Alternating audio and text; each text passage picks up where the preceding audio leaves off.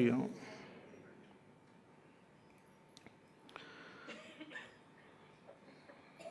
So the third chapter of Gita is very important because in this chapter Bhagavan reveals the philosophy of Karma Yoga, which is the first step in spirituality. One who is established well in Karma Yoga will be able to attain the final state of enlightenment. At every step, as a person progresses in his spiritual journey, the Karma Yoga also becomes more and more subtle. Karma Yoga is there in our Upasana. Karma Yoga is there when we are perceiving even knowledge. So at every level, Karma Yoga is there. So this is very important. So this chapter begins with Arjuna's question regarding the relationship between knowledge and karma. Because ultimately, we can gain this state of enlightenment only through knowledge, through wisdom, what we call realization or enlightenment. So what is the need for karma? That was Arjuna's question. And that may be our question also, that why we have to act, especially if the action is very terrible, then why there is need for action? Why not directly go into the path of knowledge? Why not directly meditate and realize the truth? So Bhagavan tells Arjuna that this is not possible, that there are these twofold paths, karma and jnana.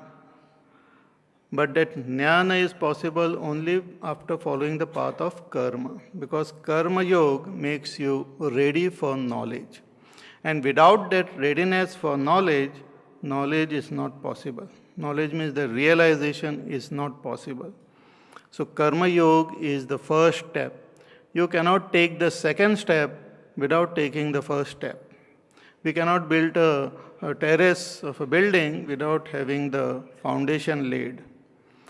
So first we have to lay the foundation, and slowly and steadily the goal is achieved. Bhagavan also says that just by not performing action or dropping all action, we cannot reach the state of enlightenment. Even if we sit for meditation and try not to act, that will not take us into the state of realization. And also it is not possible. Even for a second, a person cannot remain without action. Prakriti will force us to act. And a person forcefully tries to prevent action from happening at the level of his body, suppresses action, and with his mind keep on thinking about the various sense pleasure, or in his mind keep on acting. See, some people, they don't act physically, but in their mind they do the whole program. Sometimes we cannot do, sometimes we cannot act. We are tied down at one place, so in our mind only we go sightseeing, we do all the karmas and come back also. So such a person who suppresses the bodily action and keep on indulging in various types of imagination or pleasures with his mind, then such a person is called a mithyachari, a hypocrite. And Bhagavan says, it will not lead us, such actions, such hypocrisy will not take us to our goal. So suppressing action is not the solution. Then what is the solution?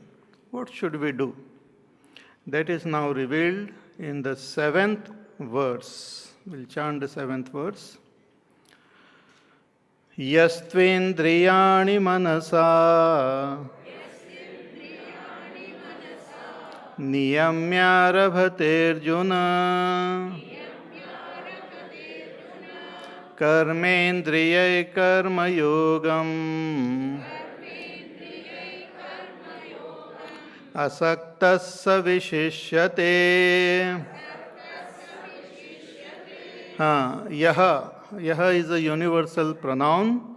Whoever the seeker is, whether male, female, whoever, young, old, one who indriyani manasa niyamya, controlling, disciplining the senses with the mind, arabhate, performs action, hey Arjuna, karmendriyahi, with the organs of action, karmendriya. And what type of action? Karma yogam, actions with the attitude of karma yoga. And how? Asaktaha, without any attachment. Such a person, vishishyate, savishishyate, he excels, he is much better than the hypocrite who tries to suppress action, or one who tries to give up all action, tries to become as lazy as possible in the name of spirituality. Better than such a person is one who performs action. But how does he perform action? By controlling the senses. Because the action should not be just haphazard, it should flow properly. Just like in a city also we have the traffic. So we cannot stop the traffic completely, but we can regulate the traffic and we can discipline the traffic, make it more convenient for not only those who are driving but also those who are walking on the road, so it becomes more comfortable for everyone. Similarly, we have this energy within us, the prakriti, the force of our past, which makes us desire, which makes us think, which makes us act. So what we have to do is try to control it to a certain extent and then direct this whole energy in proper channel. So the senses are the main what you call outlets from where all this energy gets dissipated. Our organs of perception, our organs of action, through that only our desires get expressed. How do we know that our desires are there and they are getting expressed? Through the senses only. I have desire to see, I have desire to talk, to eat, to touch. So all these desires get expressed through our senses. So Bhagavan says that controlling the senses with the mind, not suppressing, but with proper understanding, with proper wisdom, one who controls the senses. We have seen in the second chapter also, if we forcefully suppress the senses, then the taste of the pleasure remains. But if we sublimate this by giving it a higher altar, we discipline the senses, but at the same time give it a higher altar, then it becomes a better control. It is a better control of our senses.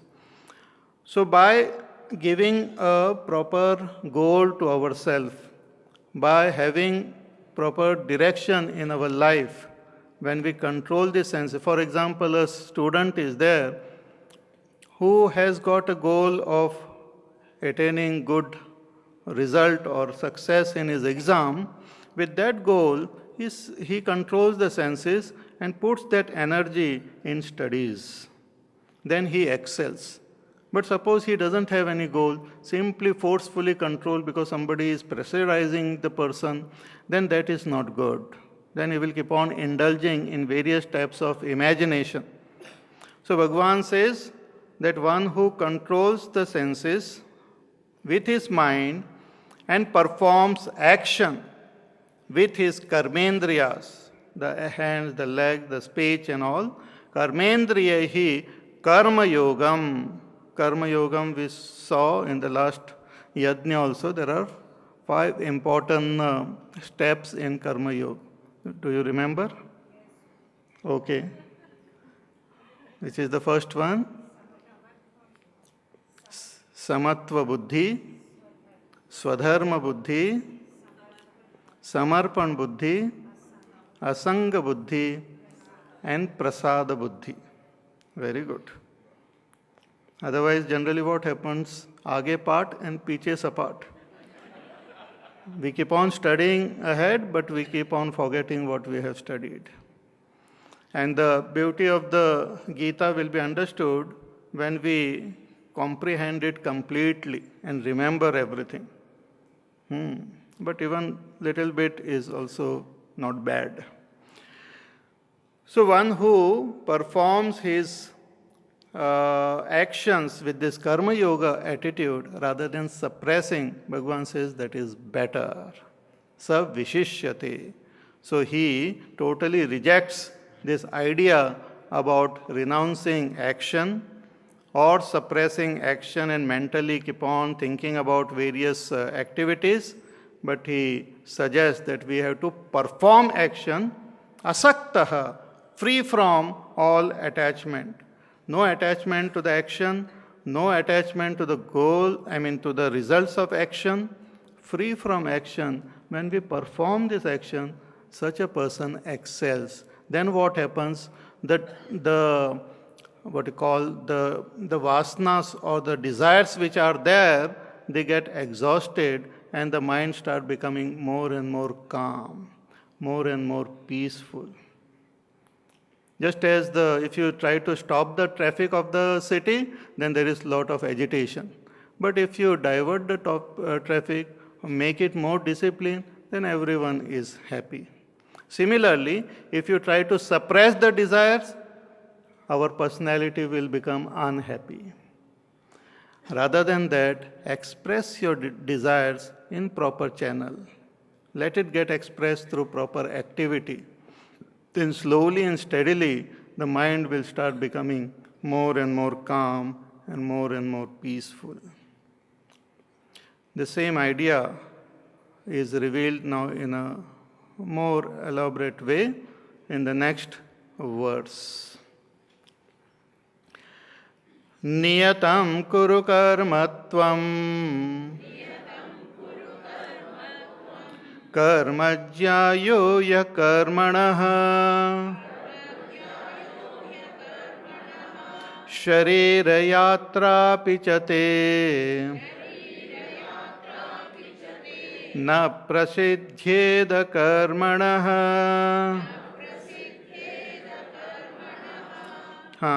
Bhagavan here says that niyatam kuru karmatvam.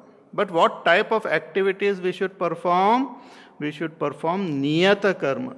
Niyata is a technical word. It means obligatory duties. What we have seen before as swadharma, obligatory duties. What we are obliged to do. As a human being, we are obliged to perform certain actions. They are called the niyata karma. They may not have any particular result, but they have to be performed for the maintenance of harmony within us and around us.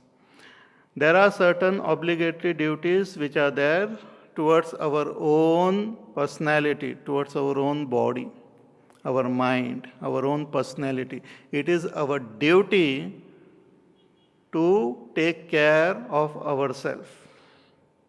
We should not wait for others to come and take care of ourselves. It is our duty to take care of our body.